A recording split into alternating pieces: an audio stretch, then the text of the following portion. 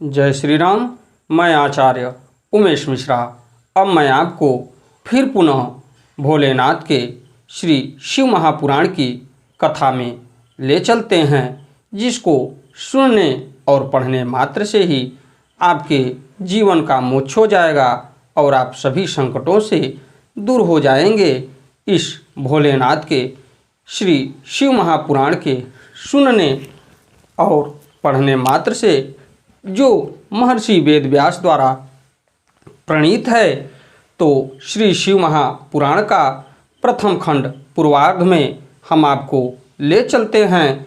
इससे पहले मैं इतना आपको ज़रूर कहना चाहता हूँ कि श्री शिव महापुराण का अगर आप नियमित रूप से पाठ करते हैं या श्री शिव महापुराण की कथा को आप सुनते हैं, तो ये सत्य है कि आपके घर में कभी भी दुख, परेशानियां या किसी भी प्रकार से रोग व्याधि से पीड़ित नहीं होंगे। यहाँ तक कि प्रेत बाधा जैसी नकारात्मक शक्तियाँ भी इस कथा को सुनने और पढ़ने, स्मरण करने मात्र से दूर हो जाएंगी, जिसमें महर्षि वेद व्यास द्वारा लिखा गया है श्री शिव महापुराण में कि अगर आपसे हो सके तो एक श्लोक भी अगर आप नहीं पढ़ सकते तो एक श्लोक का आधा श्लोक भी अगर नित्य रूप से पाठ करते हैं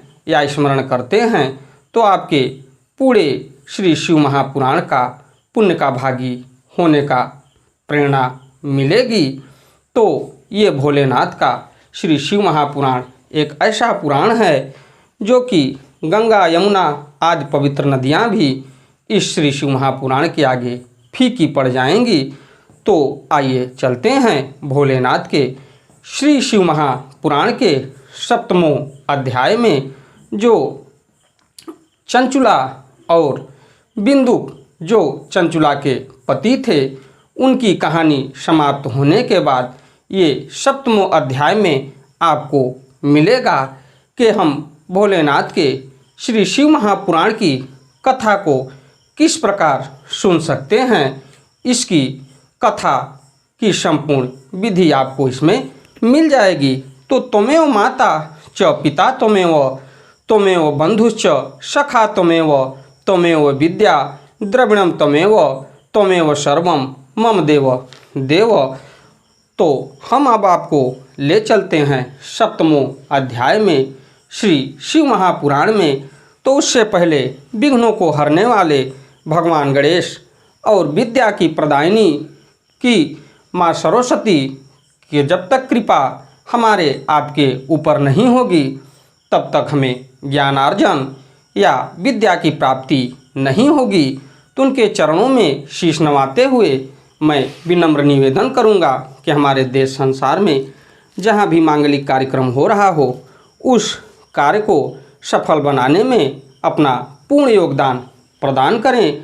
उसके साथ साथ हमारे इस श्री शिव महापुराण को, जो मैं अपने मुखार बिंदु से आपके सामने इस कथा को रख रहा हूँ, तो इस कथा को पढ़ने में हमारा पूर्ण सहयोग देते हुए हमारे ऊपर अपनी कृपा बनाए रखें। तो आइए चलते हैं 7वें अध्याय में श्री शिव महापुराण में। तो जिसका संस्कृत और उसकी व्याख्या मैं आपके सामने हिंदी में करूँगा, तो आप मन लगा के श्री शिव महापुराण की कथा को स्मरण करिए और जहाँ तक हो सके भोलेनाथ के इस श्री शिव महापुराण का प्रचार प्रसार करते हुए अपने धर्म को बचाइए और अंधविश्वास में न पड़िए। अंधविश्वास में पड़ने से आपको हानि के अलावा लाभ नहीं मिलेगा। और अगर अक्सर करके देखा जाए तो अंधविश्वास में पड़ने वाले कभी भी सुख को प्राप्त नहीं कर पाते, यहाँ तक कि वो अपने मृत्यु को भी कभी कदाप गले लगा लिए हैं। तो ऐसा न हो, आप भोलेनाथ पर छोड़ दीजिए और भोलेनाथ आपका कल्याण करेंगे। तो आइए चलते हैं श्री शिव महापुराण में। तो आसनार्थ प्रयच्छन्ति पुराणस्य च ये नराः कम्बला जिन वासांसि मंचम फल कमेव च स्वर्गलोकम समासाद्य भुक्त्वा भोगान यथेपि सतान स्थित्वा ब्रह्मपदे कुराकल्पम यान्ति शैव पदम ततः एवं कृत्वा विधानेन पुस्तकस्य प्रपूजनम वक्तुश्च स मुनि शार्दूल महोत्सव पुर परस्परम सहायार्थ स्थापितस्य पंडितस्य प्रपूजनम कुर्यात दन सुराणेर किंचिदूनम धनादिभिः। अगर देखा जाए तो आदि विशेष रूप से देने चाहिए। यानी थोड़ा सा मैं आपको सूक्ष्म बातों के लिए पीछे ले चलता हूँ। तो पुराण के लिए जो लोग नया वस्त्र और सूत्र देते हैं वे जन्म जन्मांतर में भोग और ज्ञान से संपन्न होते हैं। कथावाचक को अनेक प्रकार के बहुमूल्य पदार्थ देने चाहिए और उत्तम वस्त्र आभूषण और सुंदर पात्र आदि विशेष रूप से देने चाहिए।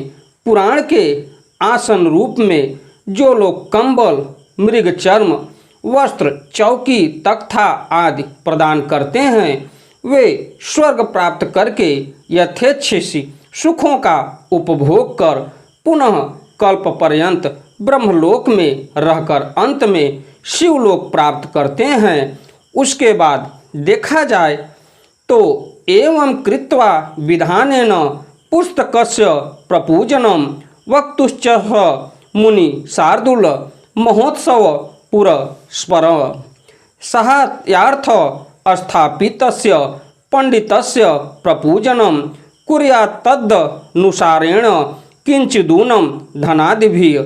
उसके पश्चात देखा जाए तो मुनि श्रेष्ठ इस प्रकार महान उत्सव के साथ पुस्तक और वक्ता की विधिवत पूजा करके वक्ता की सहायता के लिए स्थापित किए गए पंडित का भी उसी के अनुसार उससे कुछ ही कम धन आदि के द्वारा सत्कार करें।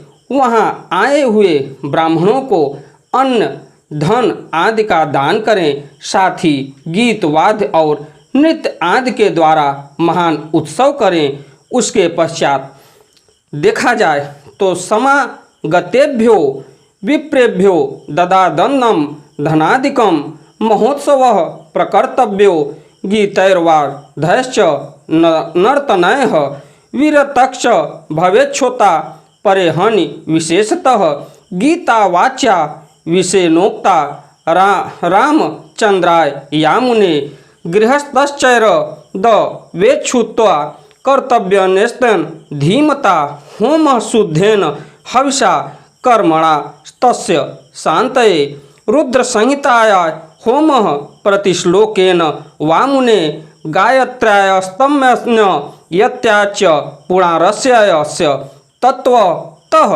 अथवा मूल मंत्रेण पंचवर्णेन सवतः होमा सक्तो बुधो होम्यम हवि दर्दधाद दिजाय ततः दोषयोः प्रशमार्थ च न्यूनताधि कथा ख्यायोः पठेच्च शृणुयाद्त्या शिव नाम सहस्त्रकं तेन स्यात् सफलं सर्व सफलं नात्र संशयः यतो नास्ति अधिकं त्वमस्तं त्रिलोक्ये वस्तु किंचन एकादश मितां विप्रान् भोजयन् धूपायसयः दधात तभ्यो दक्षिणां च वर्त पूर्णत्व सिद्धिये सक्तो पलत्रय मित्त स्वर्णेन सुंदरम मुने सिंहम विधाय तत्रस्य पुराणस्य शुभाक्षरम।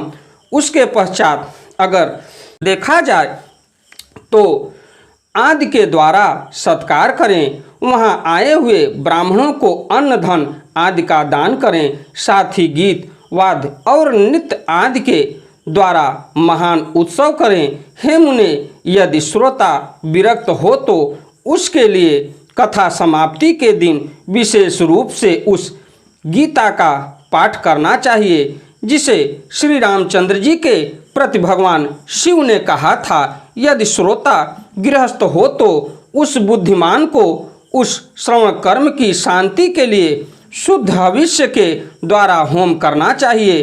हे मुने, रुद्र संहिता के प्रत्येक श्लोक द्वारा होम करें अथवा गायत्री मंत्र से होम करना चाहिए, क्योंकि वास्तव में यह पुराण गायत्रीमय ही है, अथवा शिव पंचाक्षर मूल मंत्र से हवन करना उचित है।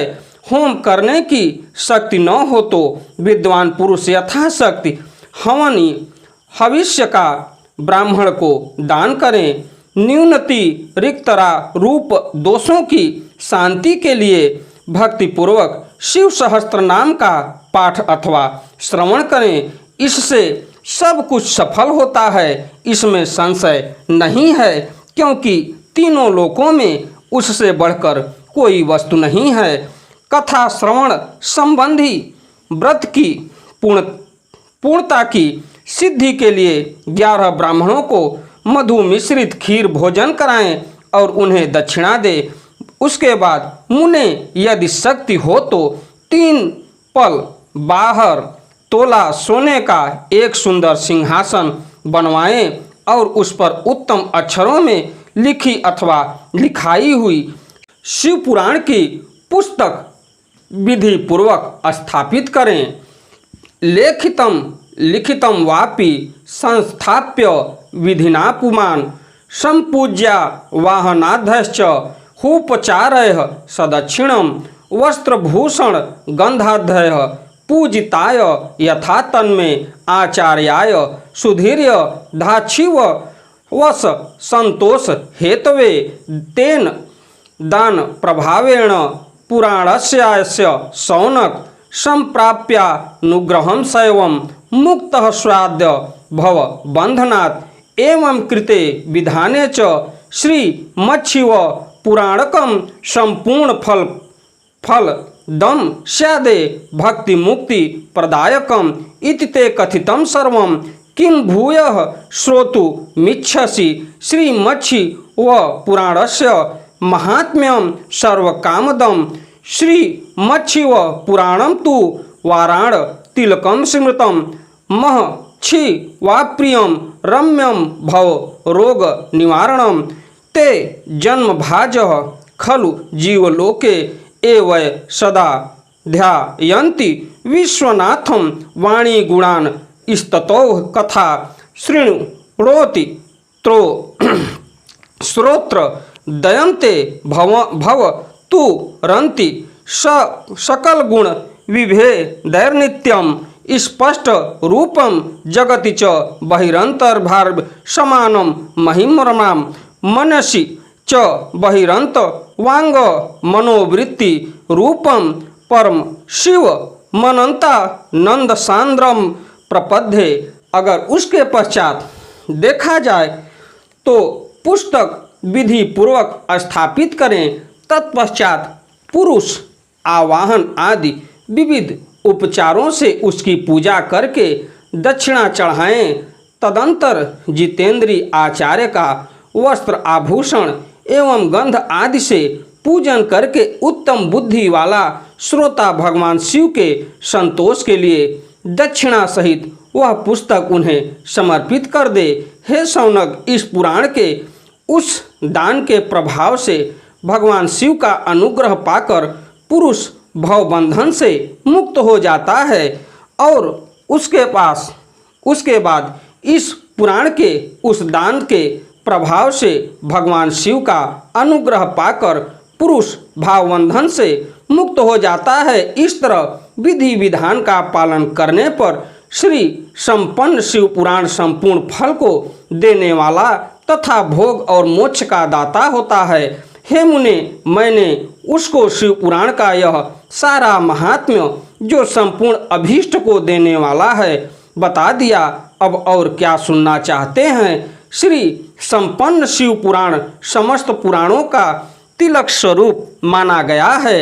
यह भगवान शिव को अत्यंत प्रिय है, रमणीय तथा भव रोग का निवारण करने वाला है। जो सदा भगवान विश्वनाथ का ध्यान करते हैं जिनकी वाणी शिव के गुणों की स्तुति करती है और जिनके दोनों कान उनकी कथा सुनते हैं, इस जीव जगत में उन्हीं का जन्म लेना सफल है।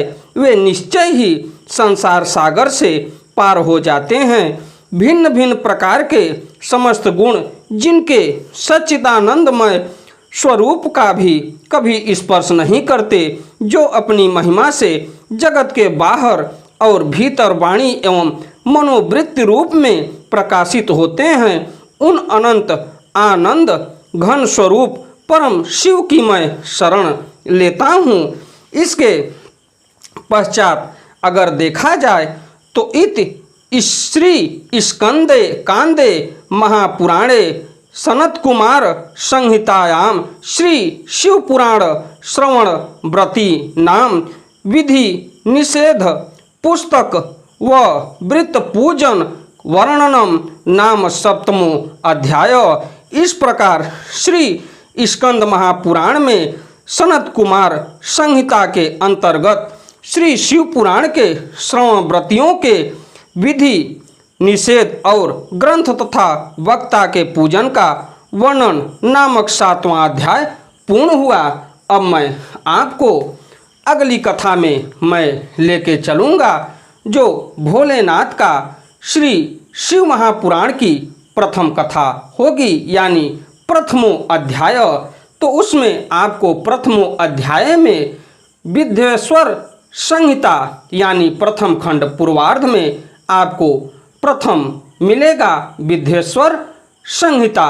तो आपको इस कथा को मैं अपने मुखार बिंदु से कल आने वाले समय में लेके आऊँगा और आपको स्मरण कराते हुए इस श्री शिव महापुराण का कथा सुनाना और सुनना आपके लिए हमारे लिए एक पुण्य का भागी होना है। तो प्रथमो अध्याय में प्रयाग में सूत जी से मुनियों का शीघ्र पाप नाश करने वाले साधन के विषय में प्रश्न किया गया है। तो मैं प्रथमो अध्याय में आपको कल लेके आऊँगा और इसके पश्चात मैं अपनी वाणी को विराम देते हुए भोलेनाथ से क्षमा प्रार्थी हूँ कि अगर जाने अनजाने में हमसे कोई भूल हुई हो श्री शिव महापुराण की कथा सुनाने में, तो अपनी कृपा हमारे ऊपर बनाए रखें और हमारी किसी भी भूल चूक को क्षमा करें। आपका दिन मंगलमय हो। अगर हमारी कथा आपको अच्छी लगे तो वीडियो को लाइक करिए, शेयर करिए, चैनल को सब्सक्राइब करिए। अगली कथा में मैं आपसे फिर मिलता हूँ। श्री शिव महापुराण के विद्येश्वर संहिता प्रथमो अध्याय को लेके। धन्यवाद।